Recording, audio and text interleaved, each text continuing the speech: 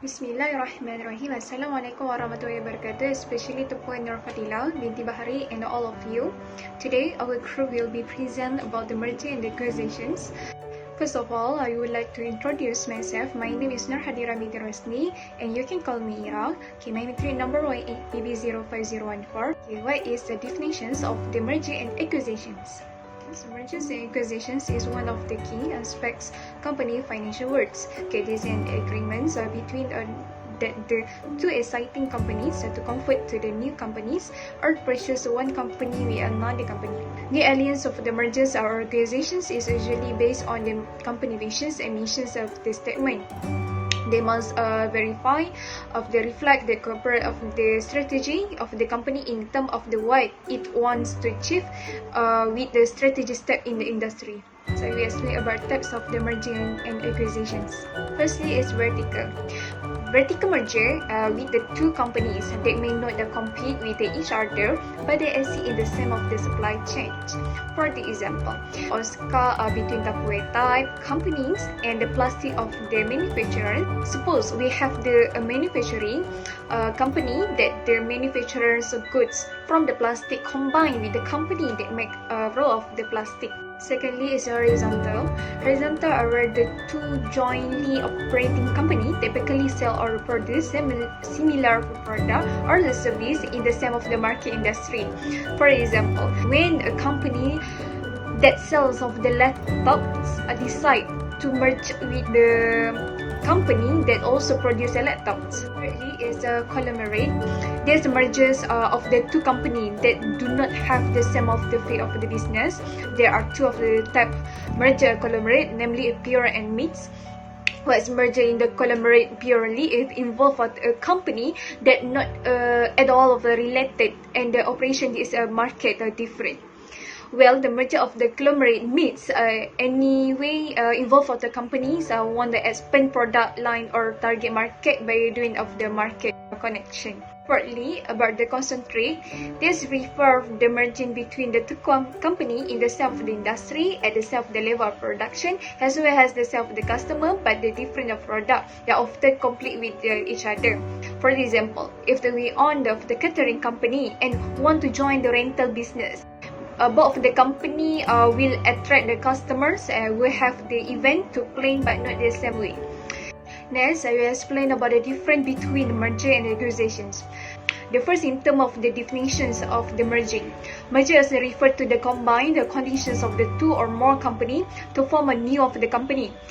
Manual and acquisition is the situations in which of the one of the company take over the another company. Secondly is in terms of an example. For the merger is the Disney and the Pixar merged together to elaborate. These acquisitions of the Pixar superior creative resources and the technology with the Disney generates a great deal for the new creative outputs and the technological of the innovations that could and change a feature across the Disney business. Manuel, an example for the acquisition is the Google acquired Android. This is because the Google has the intelligence to integrate all of its tools perfectly in the Android. Thirdly, for a purpose, merger happen to decrease the competitions as well as the increase of the operational of the efficiency. Manuel and acquisitions to consolidate and the instantaneous of the group. Next, different on the size of the company. The size of the company for the merger is more or less the same. The size of the company for the acquisitions is large than the acquirer of the one. The last one is above the term. Okay, the term of the merger consider friendly. Manuel acquisitions is refer of the friendships and hostility. That's all from me. Thank you. This is Abikam binti Ismail, my matric number 18BB05037. I will continue with the explanation of merger and acquisition process. So basically, merger and acquisition is a multi-step process that can be short or long according to the size and complexity of the transaction. It can be divided into 3 big phases which contain 10 steps. The first phase is strategy. Firstly, a company should set a goal and have a clear idea about what they want to achieve. Also, they have to consider many factors like the type of transaction they want to conduct and the amount of capital they are willing to spend on that transaction. Secondly, they should set a criteria for the desired company. Many factors can be taken into consideration, like the size of the company, its financial position, and the types of product or services they offer. And lastly, after setting a criteria, only then a company should search for the ideal company. They should perform a brief evaluation on that company. The second phase is negotiation and investigation. Firstly, a company should start the acquisition planning by making initial contact to the candidates. They should send a letter of intent or teaser which express their interest of merger and acquisition. Secondly, they should perform a valuation analysis. In this step, the targeted company will provide the financial information of their business to the buyer. Third is negotiations. The buyer will submit an offer and the seller will analyze the offer. If the seller thinks that the offer is not reasonable, they will make negotiations. This step can take a long time until they reach agreement. Also, the buyer could face another competitor which provides a better price and terms. Lastly is due diligence. Before committing to the deal, the buyer will want to know what kind of company they were buying and what obligations will they take over. So in this step, the company will be studied from top to bottom in order to know its weakness. This step is more detailed and complete because the buyer already know about the detailed information of the targeted company. So the last phase is finalization and integration. After completing the due diligence process and assume that the company not cover any major problems, so they decided to buy the company. They should write the final purchase and sale agreement, and the contract considered closed when all parties sign to it. Next is making financing strategy for the acquisitions. In this stage, the company has already set the financing strategy for the acquisitions. However, they should make some adjustment. And lastly is closing and integrations. It is the work of integrating two firms type. Many things have to be planned well, including its financing, organizational structure, roles and responsibilities, and others. It is an ongoing effort that should be continually monitored and evaluated. My name is Farhat Turjannah Bentayo. My matric number is BB05024. Next, I would like to explain why do company urge to have merger and acquisition. The reason behind merger and acquisition. First, the company want to have merger and acquisition. It is because they want to diversify their product and services through market. For example, offering new product and services or entering new market. Secondly, the company want to gain a competitive advantage or by having a larger market share. The basis objective behind horizontal M&A is that a smaller number of competitors will increase the price in a specific market and lead to a rise in market power. Thirdly, the company wants to reduce tax liquidity. When two or more firms merge or doing an acquisition, many tax implications arise. Due to an M&A, many tax benefits can be enjoyed by using operating loss to share income or taking advantage of existing tax law. Fourthly, the company wants to cut costs. When two companies have similar products or services, combining can create a large opportunity to reduce costs. When companies merge, frequently they have an opportunity to combine location or reduce operating costs by integrating and streamlining support functions. The lastly would be brand image. When two companies merge together, the new brand that is formed enjoys the brand image of both the firms. There is also talent sharing where the talents of reputed managers are put into this new firm.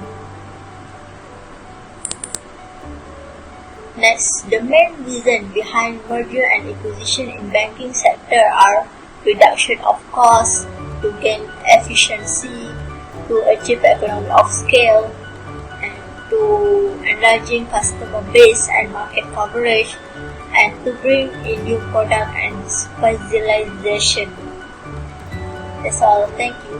Assalamualaikum warahmatullahi wabarakatuh. My name is Tasnim Azhar and my matric number is 18BB05018. Now, I will talk about risk of merge and acquisition. The first point of this topic is overpaying risk. Overpayment is the most common problem. It happens when the buyer is too eager or too excited to reach an agreement. Buyer use optimistic assumption to justify transaction, and when assumption do not apply, the buyer shareholder will suffer. This is because the equity and acquisition related debt conspire to reduce the buyer income. At the end of the result of this factor is the lower stock price for the buyer. And the second point is insufficient operational diligence. This is especially true in the acquisition of the private company, when the seller do not undergo inspection on the public market. Recent merge and acquisition activities and litigation have emphasized the need for buyer to exercise due diligence on potential risks, particularly investigating financial statement and deals. If the buyer does not plan the insufficient operational diligence activities carefully and correctly, the problem and risk identified by the buyer will arise. The third point of this topic is employee anxiety or engagement issue. Buyer must review several things to understand the quality of seller and employee management to avoid any other risks, such as organization chart of management and autobiographical information, harassment or discrimination policy or allegation of the company, employment or consulting agreement, loan agreement, and document relating to other transaction and the other else. And the next point is fail to capture synergy. This synergy can come from economic scope, best practice, capacity and opportunity sharing, and often the impact of merge on a company. It only requires a very small level of error in estimating this value so that the acquisition effort will rise. And the last point is lack of integration. The acquirer should define a clear integration strategy yearly and before their team begin to develop plans, because when integration does not achieve its objective, inadequate pre-closure planning contribute to fail more than half the time. That's all from me. Thank you. Bismillahirrahmanirrahim. Assalamualaikum warahmatullahi wabarakatuh. My name is Nur Aina Fiza binti Mausin, 18BB05038. So I will present about the impact of merger and acquisition. Firstly is impact on employees. Mergers and acquisition may have great economic impact on employees of the organization. In fact, merger and acquisition could be pretty difficult for the employees, as there could always be possibility of layoff after any mergers and acquisition. If the merged company is pretty sufficient in terms of business capability, it doesn't need the same amount of employees that it previously had to do the same amount of business. So next is impact on management. The percentage of job loss may be higher in the management level than the general employees. The reason behind this is the corporate culture clash. Due to change in corporate culture of the organization, many managerial level professionals on behalf of their superior need to implement big corporate policy that might be not agree with. It involves high level of stress. Next is impact on shareholder. Okay, impact of merger and acquisition also includes some economic impact on the shareholder. If it is a purchase, the shareholder of the acquired company get highly benefit from the acquisition, as the acquiring company pay a hefty amount of the acquisition. On the other hand, the shareholder of the acquiring company suffer some losses after the acquisition due to acquisition premium and augmented debt load. Okay, and lastly is impact on competition. So merger and acquisition may have different impact as far as market competition are concerned. Different industry have a different level of competition after the merge and acquisition. For example, the competition of financial service industry is relatively constant. On the other hand, change of power can also observe among the market player. Okay, and lastly is the conclusion. Merger and acquisition activities are pointed out as a key role in company's growth. Okay, the benefit of merger and acquisition are really improve and support for the long-term development scheme.